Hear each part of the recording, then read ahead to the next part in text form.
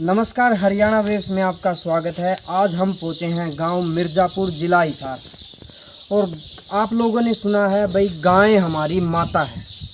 और कैसे माता है और गाय को क्यों माता कहते हैं, एक गाय बताते हैं। 30-30 एकड़ के लिए एक गाय मात्र, जिसमें ना डीएपी की ज़रूरत पड़ती है और ना यूरिया की ज़रूरत पड़ती है। आज ऐसे ही हम एक किसान के पास पहुंचे हैं, कृष्ण कुमार जी। तो इनसे बात करते हैं और जानते हैं इस बारे में। नमस्कार जी। नमस्कार जी। आपका नाम जी और आपकी थोड़ी जानकारी दें जी आप। मेरा नाम कृष्ण कुमार है और कृषि विभाग से मैं एडीओ के पद से रिटायर हुआ हूँ और 15 साल से लगातार मैं प्राकृतिक खेती कर रहा हूँ। सुभाष पालित नेचुरल फार्मिंग 15 साल से आप कर रहे हैं जी। सबसे पहले जैसे कहते हैं जी, इसमें ना कोई हमें खाद की, इसकी डीएपी की ज़रूरत होती है, बिल्कुल। ना यूरिया की ज़रूरत होती है। तो आप हमारे दर्शकों को एक बार इसके बारे में बताएंगे। इसमें इस खेती के लिए देसी गाय पालना ज़रूरी है और एक देसी गाय से हम 30 किले खेती कर सकते हैं आराम से। न कोई डीएपी की ज़रूरत है, न यूरिया की ज़रूरत है, ना किसी पेस्टिसाइड की ज़रूरत है, ना किसी फंजीसाइड की ज़रूरत है। और किसान इसमें प्रॉस्पर होना है, कोई इसमें बाहर से कुछ लेगा ना, बाजार पर निर्भर किसान रहता ही नहीं है। और पैदावार आपको बराबर मिलेगी, क्वालिटी की पैदावार मिलेगी। जैसे आज के टाइम में लोग यूरिया डालते हैं, डीएपी डालते हैं, दवाई डालते हैं, कीटनाशक दवाइयाँ। तो उनके विपरीत ये जो आप ऑर्गेनिक खेती कर रहे हैं, उसमें और इसमें लोगों को कितना फ़ायदा है और कितना मेहनत है, ये बताएं। मेहनत तो देखो थोड़ी बहुत तो करनी पड़ेगी यार किसान को, क्योंकि अभी सारा ही पेस्टिसाइड पे डिपेंड हो गया या फर्टिलाइज़र पे। तो इसमें देसी गाय का अपना गोबर है, गौमूत्र है, इससे हम बनाते हैं जीवामृत। वो फसल में दें आप। जैसे कि आप कोई फसल है, मान लिया उसमें 3 पानी लगाने हैं या 2 पानी लगाने हैं, तो हर पानी के साथ में जीवामृत दे दो आप। हमारे दर्शकों को थोड़ा बताइए, जीवामृत किस तरह से हम तैयार करते हैं। हाँ, वो मैं बताता हूँ, आप आइए। जीवामृत कुछ तो तैयार भी है।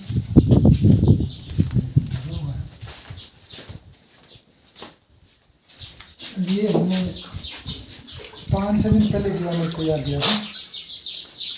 इसके अंदर आपने क्या क्या डाला है? इसमें 100 लीटर पानी डाला था, 5 किलो देसी गाय का गोबर, 5 लीटर गौमूत्र और 1 किलो दलहन का आटा, चने का आटा और 1 किलो गुड़ और 1 मुट्ठी खेत की मिट्टी डाल दी थी।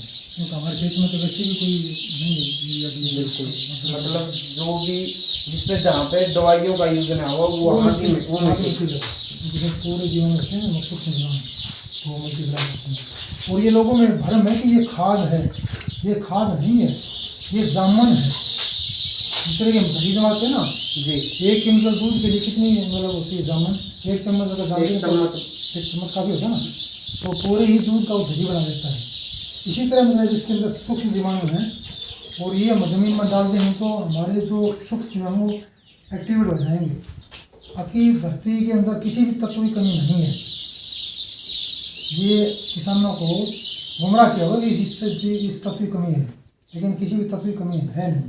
सिर्फ ये है कि जिस रूप में जड़ों को चाहिए ना उसे तत्व, वो अवेलेबल फॉर्म में नहीं होते और ये जीवाणु अवेलेबल फॉर्म में करवा देते हैं ये ज़मीन में डालने के बाद में। अब जैसे इसके अंदर हमने ये सारा मटेरियल डाल दिया, अब इसका आगे का क्या प्रोसेस रहेगा? आगे ये पानी के साथ देना होता है। मतलब ये तो हमने थोड़ा सा बनाया 100 लीटर, 200 लीटर पानी के अंदर 10 किलो देसी गाय का गोबर, 10 लीटर 5 से 10 लीटर गौमूत्र और 1.5 से 2 किलो किसी भी दाल का आटा, मूंग है, उड़द है, चना है, अरहर है, कोई भी आपका, और 1.5 से 2 किलो गुड़ और 1 मुट्ठी खेत की मिट्टी।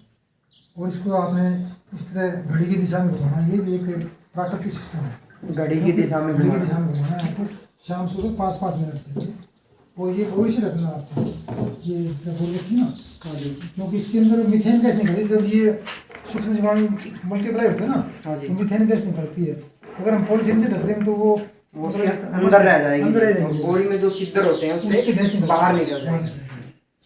और ये गर्मी में आपका 3 दिन में तैयार होता है। अच्छा जी। 3 दिन में, और सर्दी में ये 6 दिन में, 5 से 6 दिन में। और जब भी आपने पानी लगाना खेत में, उस टाइम पर आप साई बन भी से या इसके अंदर 9 इंच ऊपर टूटी खोल के बढ़वा दें, वो टूटी खोल दो 9 इंच ऊपर। हाँ, क्योंकि नीचे फिर गोबर जम जाएगा ना। हाँ जी, हाँ जी। नीचे फिर गोबर आ जाएगा, रुक जाएगा आपका, तो उसके ऊपर आपका करिए पानी के साथ देगा उसको, तो एक्टिव हो जाएगा हमारे पे जो है ना सूक्ष्म जीवाणु। ये हो गया जी अपना देसी जीवामृत। केंचुआ है और जितने भी, नहीं, ये जीवामृत हो ये गया। जीवामृत हो गया।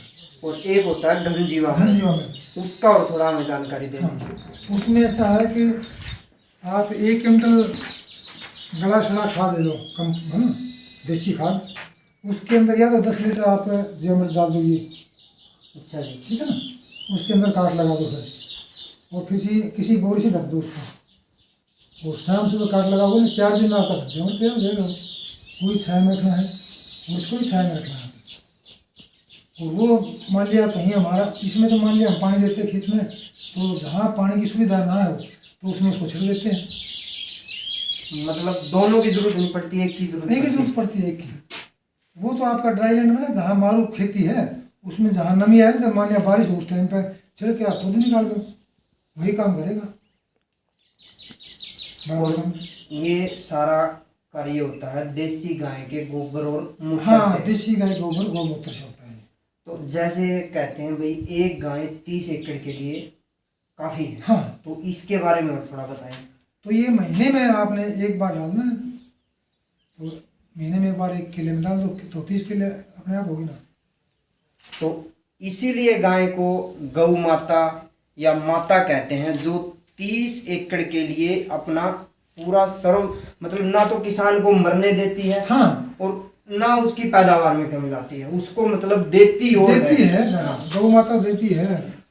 हमारा नाम भाई देश के कौन, मतलब अंदर है ना, देश का ना, ये आपकी गौ माता तो हमेशा देती है। अब ये जैसे खेती करते हैं, जो कीटनाशक डालते हैं, यूरिया डालते हैं, उनके ऊपर ये एक किस्म से ये कह लीजिए भाई तमाचा है। देखो आप इतनी मेहनत करके इस उससे भी ज़्यादा पैदावार ले सकते हैं ऑर्गेनिक खेती में, और लोग लेते हैं कीटनाशक डाल के, जिससे खुद भी बीमार हो रहे हैं, औरों को भी बीमार कर रहे हैं। हमारे बिल्कुल सही बात है। तो इसमें अगर हम स्प्रे करते हैं ना, बाजार से कोई कीटनाशक ले लेते हैं, पता तो नहीं है प्योर है कि मतलब शुद्ध है। अब देसी गाय तो गोबर अपने सामने करती है, इसमें क्या मिलावट मिलेगी, पेशाब अपने सामने करती है। हम जीवामृत का इसमें स्प्रे का भी शेड्यूल है फसल के अंदर, वो स्प्रे अंदर चलाया जाएगा, जीवामृत का तो फायदा करेगा वो तो, और वो जाएगा तो मरने किसान, उसमें तो बेहोश भी हो जाते हैं या फिर मरने तक की भी कंडीशन आ जाती है जी। मर भी जाते हैं। इससे तो आदमी जिएगा बल्कि। तो हमारे दर्शकों को या किसान भाइयों को आप ये बताइए जी, उनको किस तरह से प्रेरित करेंगे आप भाई, जिससे वो इस खेती की ओर और अग्रसर हो। तो ये तो पहले आगे देखें मॉडल ना, आने के बाद ही पता लगेगा प्रैक्टिकल भाई क्या हो रहा है खेत के अंदर, और उस चीज़ का स्वाद चखाएंगे, मतलब क्वालिटी क्या है। जिस तरह मैं गाय मतलब गेहूँ लगाता हूँ, बंसी वैरायटी मेरे पास में, तो उसका 6,000 रुपये किलो का भाव मेरा, और एडवांस बुकिंग है। मतलब आपको ना तो मंडियों के चक्कर लगाने पड़ते हैं, हाँ। और ना फिर भी भाई आड़तियों के पास जाना पड़ता है। आपकी पहले से ही बुकिंग होगी और अपना माल अपने आप तक पहुंच जाता है। गुड़ भी मैंने बनवाया था, 120 रुपये किलो मैंने दिया है। अब सिर्फ घर के लिए रखे हैं, क्योंकि मैं खाऊंगा तो बढ़िया, पैसा सब कुछ थोड़ा है। तो मैं बच्चों मतलब पशुओं भी वही देता हूँ, मेरे खेत का गुड़ भी। और अभी आपके पास ऐसा कौन कौन सा मॉडल चला हुआ जी? आपने कितने तरह के मॉडल लगाए? मॉडल तो बस गन्ना इस टाइम पे तो, और देसी नरमा कपास है, उसमें भी लगाएंगे, बीच में लोबिया लगाएंगे ताकि नाइट्रोजन मिलेगा। एक सजीव आच्छादन हो, सह फसली भी साथ में होगा ना, उसका भी हमें पैदावार मिलेगी। खर्चा हमारा लोबिया निकाल देगा और वो हमारी बच जाएगी फिर कपास की फसल जो है। का जो ये मॉडल है जी, इसके बारे में हमें थोड़ी जानकारी दे दें। ये मॉडल है सुभाष पालेकर नेचुरल फार्मिंग, उसको 15 साल से लगातार कर रहा है, क्योंकि विभाग में कृषि विकास अधिकारी के पद पर था। तो किसानों के बीच में हमारा काम था कि किसान किस तरह मतलब तरक्की करे और एक गुणवत्ता का जो अनाज है, फल है, सब्जियां पैदा करें, ये फोकस हमारा था। लेकिन काफ़ी हिसार में भी हमारा एक था गवर्नमेंट ऑफ इंडिया का regional bio fertiliser development centre Hisar में, उससे मेरा संपर्क था। लेकिन जो बात सुभाष पालेकर जी ने बताई वो मतलब कहीं नहीं मिली मैंने, क्योंकि इसमें ज़मीन की ताकतवरी मतलब बढ़ती है और पैदावार की क्वालिटी वो भी अच्छी मिलती है। कितने टाइम से आप ये कर रहे हैं? ये 15 साल से कर रहा हूँ लगातार। जो अभी हमारे सामने जो ये आपका मॉडल है, इसके बारे में थोड़ी जानकारी दे दीजिए। ये किस्म है 89 नंबर गन्ना की किस्म है और इसका गुड़ बड़ा अच्छी क्वालिटी का बनता है। और ये पिछले साल मेरे पास 3 किस्म थी, 85 नंबर, 89 और 19 नंबर। 85 नंबर थोड़ी सी अर्ली है और पानी की सेंसिटिव इसमें है ना, थोड़ा सा 19-21 पानी नहीं चलता, लेकिन इसमें चल जाता है। जैसे आपके सामने है, इसकी पैदावार अच्छी है और इसकी थोड़ी सी कम है 85 नंबर। तो वो आपका 85 नंबर है, इसलिए मैंने ये एरिया इसका घटा दिया 85 नंबर का और इसका बढ़ा दिया। नहीं, जैसे अब देखो ये आप ये गन्ना है, हाँ और गन्ने के साथ में मूंग है ये, हाँ तो ये जो आपका मॉडल है इसके अंदर और भी कुछ है? हाँ, इसमें यह है कि मल्चिंग बोलते हैं इसको, आच्छादन बोलते हैं हिंदी में। आच्छादन 3 प्रकार का होता है। एक तो मृदा आच्छादन, ज़मीन का आच्छादन उसको बोलते हैं जुताई, जिस तरह की इस खेत में कर रखी ना जुताई, ये ज़मीन को जोतना, तो ज़मीन ढकना एक दूसरे मतलब इस तरह ही है। और एक है सजीव आच्छादन। सजीव का मतलब इसके अंदर इंटरक्रॉपिंग करनी, जैसे मूंग का है, ये तो मेन क्रॉप होगी हमारी गन्ना, इसमें मूंग लगा दिया तो ये साथ में इसको आच्छादन नहीं देगा और साथ में इसका ये मतलब जो इसका जो भी वेस्ट है, पत्ते हैं, हाँ। जो भी घास फूस इसके साथ में इसके- वो उसको यहीं के यहीं यही आप कि उसको- हाँ, इसको इसी के अंदर मतलब ये रह जाएगा और साथ में हमारी फसल ही बढ़ेगी। चल ये आ गया, इस तरह बीच में मैंने मूंग लगा दिया और बीच में मूंग हो गया और साइडों में फिर ये इसके आपके गन्ना हो गया। गन्ना कौन से नंबर है जी? गन्ना नंबर 89 नंबर है भी। और इसमें भी मैंने साधन ये कर दिया, देखो कि ये जो पत्ती थी ना उसको डाल दिया बीच में। मतलब इसी की ये जो पत्तियां हैं, हाँ, ये बीच तो में उसी डाल को आपने इसके अंदर डाल दिया। दिया। तो इसमें एक तो नमी बनाए रखेंगे ये, और नीचे जो सूक्ष्म जीवाणु है ना वो अपना काम करते रहेंगे। और जो नाइट्रोजन की मात्रा है वो नाइट्रोजन है, फास्फोरस है, पोटाश है, सभी वो सब मिलता रहेगा। सब मिलता रहेगा पौधों को। क्यों, नीचे फैक्ट्री है, इसमें जो हमारे मजदूर कहते हैं वहाँ, लेकिन ये वर्कर सभी लग रहे हैं, उनको वातावरण मिल रहा वो है। नीचे वाले वर्कर हाँ, अलग से उनको लगे हुए वातावरण हैं। मिल रहा है, उनको वो काम करेंगे। जैसे किशन जी सुभाष पालेकर जी ने कहा है हाँ कि 5 लेयर खेती करनी चाहिए, जिससे किसान को 6 लाख से 13 लाख का 1 किले में होता है। हाँ जी, क्या ये सच है? बिल्कुल। और कर सकते हैं ये। अगर सच है तो वो क्या क्या लगाना चाहिए, शुरुआती दौर कहाँ से करना चाहिए और उसका एंड तक का बताओ कि कैसे कैसे करना चाहिए। इसकी तो ट्रेनिंग देनी पड़ेगी, क्योंकि कुछ पौधे हैं मतलब जिसको कि प्रकाश संश्लेषण मतलब ज़्यादा चाहिए, उसके बाद कुछ कम, उसके बाद कम, इस तरह है। तो कुछ पौधे छाया मतलब हो सकते हैं और कुछ ज़्यादा धूप मतलब सेंसिटिव, इस तरह का है सिस्टम। वो मैं लगाना चाह रहा था, लेकिन ये लगातार 6 साल से खेत में पानी आ रहा है ना, तो इसलिए नहीं लगा पाया। फ्लड की वजह से। हाँ, फ्लड की वजह से। और आगे अगर प्रकृति साथ देगी तो मैं ये मॉडल लगाऊंगा बिल्कुल, ठीक है। क्योंकि मेरे इतने पौधे भी पानी में थे वो सब खत्म हो गए। अभी और भी कोई मॉडल है आपके पास जी? बस फिलहाल तो अभी नरमा लगा रखी है, उसमें हम बीच में 2 पौधों के बीच में लोबिया लगाएंगे। सोयाबीन नहीं, लोबिया, सोयाबीन अलग चीज़ है। लोबिया जिसको सोड़ा बोलते हैं ना देसी भाषा में, सोड़ा समझते हो ना? बिल्कुल जी, बिल्कुल। जो ज्वार के बाहर को पहले लगा रखते हैं आज भी, तो बीच में उसको नाइट्रोजन देगा और ये आपकी सजीव आच्छादन देगा साथ में। क्योंकि इस तरह की ये पौधा होगा, इसके साथ बीच में ये मान लिया कपास के हो गए, यहाँ हम लोबिया लगा देंगे तो वो कपास जो नरमा है वो ऊपर चली ऊपर चल जाएगी जाएगी, और वो नीचे है नीचे की उसकी फसल ले हाँ, जाएगी। फसल ले जाकर ये आच्छादन भी करेगा ना, ये इसका पौधा है तो ज़मीन का सीधा होनी चाहिए, घर मिल जाएगी, बहुत फायदा होगा इसको। पानी की बचत है इसमें आपकी। इस टाइम पर तो मेन नहीं है, बाकी तो क्योंकि इस बीच में जो मूंग था ये हमने अप्रैल के पहले हफ्ते में बिजाई की थी मूंग की, और 1 हफ्ता पहले हमने इनकी फली तोड़ दी है और 35 किलो मूंग हमारे नेट गया में पूरे साल का हमारा दाल का खर्च करता है ना। एक किले में कितना निकल जाता है जी इस फार्मिंग के साथ?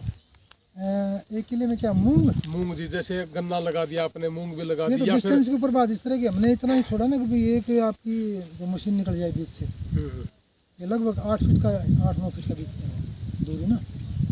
तो इसमें ये पानी की बचत, हमारे पास पानी की कमी, अदरवाइज तो भी गई लगाती इसको। और पानी हमें देखो ना इस तरह छोड़ रखे हैं सिर्फ, ये बीच में साइड साइड में पानी है, बीच में पानी नहीं है। तो मूंग तो वैसे ही पानी ले लेता है ना बीच से, इसको पानी जरूरत नहीं है इतनी, ये फायदा नहीं होगा। थोड़ी बहुत नमी से ही काम चलता है। हाँ जी हाँ, क्योंकि दलहनी फसल कोई भी उसको पानी की इतनी जरूरत होती नहीं। हाँ, वैसे भी तो कितने जी 2 किसान पिछले 20-30 साल से यूरिया स्प्रे इन चीज़ों का काम कर रहे हैं, तो उस ज़मीन में अगर आज वो पहली बार लगाना चाहे, हाँ तो उसको उस ज़मीन में क्या क्या लगाना चाहिए, क्या शुरुआत करनी चाहिए? क्योंकि ज़मीन तो वो वैसे ही ख़राब हो रखी होगी, तो अब उसको ठीक करने के लिए या फिर अच्छी फसल पहले ही दिन से दे, तो उसके लिए क्या करना चाहिए? उसके लिए तो आपने जीवामृत है, घन जीवामृत है, उसका प्रयोग करना चाहिए किसान को। हाँ जी। और उसी फसल में आपको पूरी पैदावार मिलेगी। ये नहीं कि आपको ठीक होने में 5 साल लगेंगे, 3 साल लगेंगे, एक भ्रम है लोगों में। हाँ। उसी फसल में ये बड़ी बात थी जो हमने ये, हाँ, पूछनी थी सबसे आपसे। बड़ी बात तो ये है। मतलब पहले ही साल से से पैदावार में हाँ जी बराबर पैदावार होगी, कम नहीं होगी पैदावार। तो वो जीवामृत ये सब करने के लिए आपसे पूछना पड़ेगा, हाँ ये और बता देंगे आप उसकी ट्रेनिंग दोगे? हाँ, उसकी हमारी पहले ट्रेनिंग थी 2019 में, शायद मेरे ध्यान में है। तो 30 किसानों के 2 बैच निकाले थे मैंने। हाँ जी। तो ये ICR की तरफ से ट्रेनिंग सेंटर था, एक तो मिर्ज़ापुर में था, एक कुरुक्षेत्र में था। तो थोड़ा बहुत बताओगे सर कि जो किसान यूरिया का यूज करता है या फिर DAP का यूज करता है या फिर स्प्रे भी करता है, इन तीनों चीज़ों को अगर ना करे तो इनकी जगह क्या हो सकती है? हाँ बिल्कुल बताएंगे, हाँ जी। बिल्कुल बताएंगे। इसमें जीवामृत है, हाँ जी। और जो आपकी कीड़े मकोड़ों के लिए मतलब दवाई तैयार करते हैं, किसान खुद तैयार कर सकता है। अच्छा। और आपकी जो फफूंदी मतलब जो लगती फसलों में, उसका भी है किसान के पास में। लेकिन देसी गाय पालना ज़रूरी है। किसान के पास देसी गाय होगी तो मतलब सारा सोल्यूशन है, और खुद ही करना पड़ता है किसान ने। जानकारी दीजिए हमारे दर्शकों को, किसान भाइयों को। तो इस जानकारी के लिए मान लो कोई किसान करना चाहता है या फिर अपना भाई उसको सीखना चाहता है, उसके का क्या प्रोसेस है जी? इसके लिए कम से कम 5 दिन चाहिए, क्योंकि जीवामृत बनाएंगे, और है मल्चिंग है, जिसको आच्छादन बोलते हैं ना, तो उसका 5 दिन में थोड़ा थोड़ा आपको पता लग जाएगा क्या इसका ज़्यादा है। अगर आपके पास यहाँ कोई किसान आना चाहे तो उसको किस तरह से आप जानकारी दें? जो भी हमारे पास हो रहा है हम दिखाते हैं, भैया आप ये कर रहे हैं, मान लिया आच्छादन है तो ये आच्छादन है, और इसके ऊपर जीवामृत रखते हैं, और कोई फसल तैयार उसके बारे में बताते हैं। और किसान किसी भी समय मेरे पास आ सकता है, ये कोई पाबंदी नहीं कि आप सुबह आए, शाम आए, दोपहर को, किसी टाइम में अगर सो रहा तो मेरे को जगा सकते हैं। ये देखिए, एक किसान होते हुए ये भी एक ऐसी सेवा है। हम आपको इनका नंबर हमारी वीडियो में दे देंगे भाई, आप किसी भी टाइम आकर इनसे इस चीज़ की जानकारी ले सकते हैं, जो बिल्कुल एक सामाजिक सेवा कह लीजिए या फिर किसी का भला कह लीजिए। और हमारे किसानों को चलते चलते आप ऐसी क्या भाई टिप्स देंगे या फिर कोई अच्छी बात बोलेंगे भाई जिससे किसानों को फ़ायदा हो जी? मैं तो कहूँ किसान भाइयों को इस तरफ जल्दी जल्दी आएँ, सुभाष पालेकर नेचुरल फार्मिंग की तरफ, ताकि अपना भला हो और हम किसी को खाने के लिए जहर ना दें, एक अमृत दें, उसका भी जीवन मतलब बहुत बढ़िया हो। और वही जो हमारे पुराने जय जवान जय किसान हमारा नारा ना, वही हो। तो किसान अन्नदाता हो, हत्यारा ना हो किसान, मेरा तो ये लक्ष्य है। और किसान भाई थोड़ा सा, वो कहते हैं कि खेती खसमा खेती, हमारी हरियाणवी कहावत है, तो किसानों को खेत पे आना चाहिए। आजकल तो मोटरसाइकिल पे आते हैं, भाग जाते हैं देख के। भाई थोड़ा युद्ध हो रहा था पाकिस्तान हिंदुस्तान का, कि तेरी धरती माता है, कोई दुकानदार वो बैठता है अपनी गद्दी के ऊपर, हम देखें फसल हमारे से बात करना चाहते हैं, हम बात ही नहीं करना चाहते फसल से। वो तो कहती किसान मेरे से बात कर, धरती माँ कहती बात कर, लेकिन वो तो भाग रहा है उससे। अब देखिए, इन्होंने भी कहा है भाई धरती माता और एक गौ माता, जो धरती माता भी दे रही है और गौ माता भी दे रही है। तो मैं हनीफ अपने साथी कैमरामैन अजरुद्दीन के साथ एक नारा और मैं आपको कहना चाहूँगा, कौन हमारे सुखदाता, धरती गंगा गौ माता, ये हमारा नारा है। और धरती की जो हम सेवा करेंगे तो धरती माँ तो हमें पाल रही है, जैसा देंगे वैसा ही देंगे हमें। अब आज के टाइम में देखो थोड़ी सी बात और हम कर लेते हैं भाई, गौ माता की ऐसी हालात हुए पड़े हैं, अगर सारे किसान इस तरफ आएँ, इस खेती की तरफ आएँ तो गौ माता का भी सुधार हो, उसका भी भला हो, वरना हर चौराहे पे, हर गली में किसी से लाठी खाते हुए, किसी के साथ एक्सीडेंट होते हुए गौ माता भी परेशान हो रही है, मतलब दिक्कतें इतनी हो रही हैं जी। हम भोगवादी संस्कृति की तरफ चलेगा, हमारी संस्कृति भूल रहे हैं और हमारी तो एक सम्मानजनक संस्कृति विश्व में सिरोपरि है हमारी संस्कृति, उसकी तरफ आना चाहिए इस पीढ़ी को। और मेरा तो विश्वास है कि इसकी तरफ लोग ध्यान देंगे, क्योंकि अति हो चुकी है, जहर खा खा के अति हो चुकी है। आज के टाइम में ये जहर वाला खाना खाने से कैंसर, पता नहीं कितनी कितनी तरह की बीमारियां हमारे शरीर में आ चुकी है, low heart attack, low BP, high BP. अब इनका सिर्फ एक ही है, ऑर्गेनिक खेती। ऑर्गेनिक खेती कीजिए, गौ माता की स्थिति सुधारिए और खुद भी अपनी स्थितियों में, अपने स्वास्थ्य में इजाफा लाइए। मैं हनीफ अपने साथी कैमरामैन अजरुद्दीन के साथ आपसे फिर मिलते हैं अगली वीडियो में, तब तक के लिए नमस्कार।